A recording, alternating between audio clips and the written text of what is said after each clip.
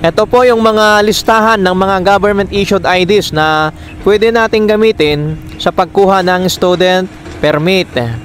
Kaya para po sa mga nagbabalak kumuha ng student permit, panoorin nyo po ito, lalo na po sa nagtanong. Sabi niya, pwede po bang gamitin ang national ID sa pagkuha ng student permit? Itong national ID po, ito po yung ating Philippine Identification Card.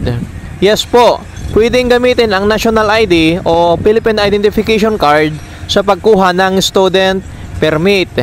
Ito din po yung mga iba pang government issued IDs na pwede nating gamitin sa pagkuha ng student permit. Number 1, Philippine Identification Card or PhilID card. 2, passport. 3, Social Security System or SSS card. 4, UMID card. 5, PhilHealth ID. 6, TEN card o ito yung TEN ID card, TEN ID natin. 7, Postal ID, Voters ID at saka Barangay ID. 8, Professional Regulation Commission or PRC ID.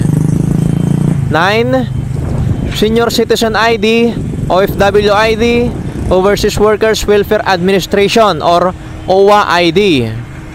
10, National Council of Disabled Affairs or NCED, NCDA ID.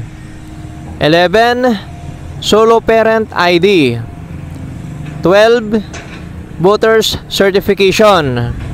13, Government Services and Insurance System or GSIS card. 14, Seaman's Book. 15, Government Owned and or Controlled Corporation or GOCC ID. 16, Home Development Fund, Mutual Fund or HDMF ID. 17, Department of Social Welfare and Development o DSWD certification. At panghuli, ito yung 18, Integrated Bar of the Philippines or IBP ID.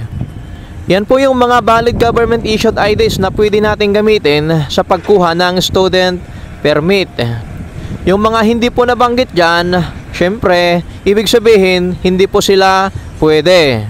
Yung mga nabanggit lang po natin dyan, yun po yung mga pwede natin gamitin sa pagkuha ng student permit.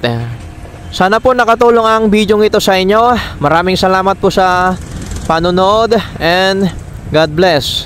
Sa mga bago pa lang po dito sa ating YouTube channel, huwag niyo pong kalimutan mag-subscribe at pindutin na din ang notification bell para ma-update po kayo kapag meron akong bagong upload na video.